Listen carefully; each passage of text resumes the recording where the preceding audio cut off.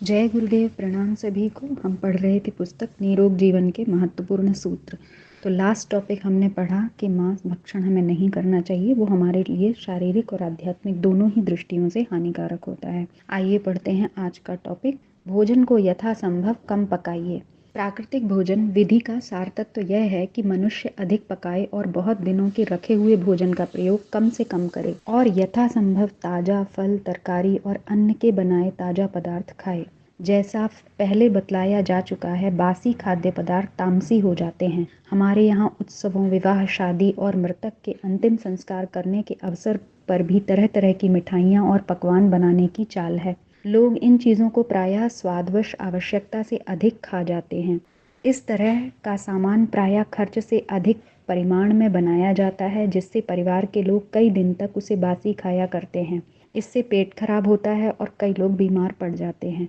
आश्चर्य की बात यह है कि लोग ताज़ा फल और दूध में तो हानि समझते हैं और मैदा, चीनी तथा निकृष्ट प्रकार के घी से बना भोजन बड़ी खुशी के साथ ग्रहण कर लेते हैं।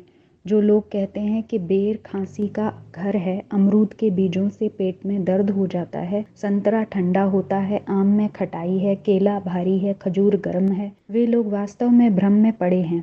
फल और मेवा मनुष्य का स्वाभाविक आहार है और उनको यदि विधि पूर्वक तथा समयानुसार खाया जाए तो हरगिज हानि नहीं हो सकती। ये एक तरह के वहम हैं जो सामान्य लोगों की बातें सुनते सुनते हमारे दिमाग में घुस गए हैं, पर जब कोई आदमी बुद्धि से इनकी परीक्षा करता है, उसको ये निस्सार ही प्रतीत होते हैं। वर्तमान परिस्थिति और लोक व्यवहार को देखते हुए हम सर्वसाधारण को यह सलाह तो नहीं दे सकते कि वे शीघ्र ही पके हुए अन्न का भोजन त्याग कर पूर्ण रूप से बिना पकाए फलों तथा अन्य वनस्पतियों का प्रयोग करने लग जाएं, पर इतना हम कह सकते हैं कि यह एक उच्च आदर्श है और इस पर हम जितना अधिक चल सकेंगे उतना हमारे स्वास्थ्य की उन्नति होगी और हम निरोग जीवन बिता सकेंगे। साथ ही हम यह भी समझा देना चाहते हैं कि इस प्रकार के परिवर्तन में जल्दी नहीं करना चाहिए। अनेक लेखक बिना सोचे समझे अन्नाहार की निंदा करके तुरंत फल खाने की सलाह देने लगते हैं और कहते हैं कि यदि सब लोग फल खाने का निश्चय कर लें तो पृथ्वी में इतने फल मिल सकते हैं कि जो सब लोगों से खाए भी न जा सकें। पुराने जमाने में सभी ऋषि मुनि, अधिकांश व्यक्ति भी कंद मूल फल खाते थे और उनको कभी फलों की कमी नहीं होती थी। यह बात शायद उस समय ठीक रही हो, तब पृथ्वी भर में 10-20 करोड़ मनुष्य रहते थे, पर अब जबकि पृथ्वी की जनसंख्या 10 करोड़ से बढ़कर 3 अरब तक पहुंच चुकी है, तब यह बात वैसी सहज नहीं है। आजकल भोजन के लिए हर तरह की योजनाओं के करने और प्रतिदिन करोड़ों मन प्राणिज आहार खा डालने पर भी संसार में खाद्य सामग्री की कमी अनुभव की जा रही है और इसको हल करने का एकमात्र उपाय जनसंख्या को नियंत्रण में रखना ही समझ में आ रहा है।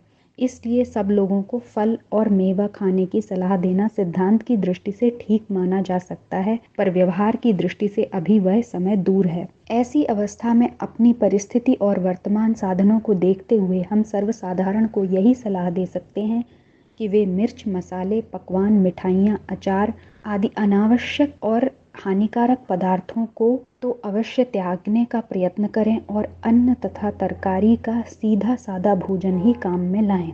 अगर अनाज का आटा मोटा और बिना छना हुआ काम में लाया जाए और तरकारियों को जहाँ तक संभव हो कम पकाया जाए, तो मनुष्य का स्वास्थ्य आदर्श नहीं तो सुदृढ़ और कार्यक्षम अवश्य रह सकता है।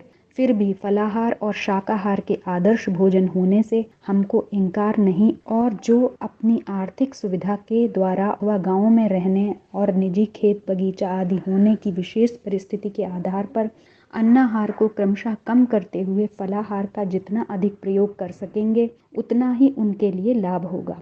हमारा मतभेद इस सिद्धांत से तनिक भी नहीं है कि फल और वनस्पतियां अपने स्वाभाविक रूप से मनुष्य का सर्वोत्तम आहार हैं। हमारी सम्मति इतनी ही है कि इस सिद्धांत का पालन सुविधानुसार ही करना पड़ेगा, और चूंकि संसार की वर्तमान परिस्थिति में अधिकांश मनुष्यों के लिए इसे ग्रहण कर सकना ठीक है, इसलिए वर्तमान प्रचलित आहार में ही जीवन तत्व प्रदायक शाक भाजी और साधारण फलों का इस प्रकार मेल करना चाहिए कि जिससे रोगों का कारण दूर हो सके और स्वस्थ जीवन का लाभ उठाया जा सके।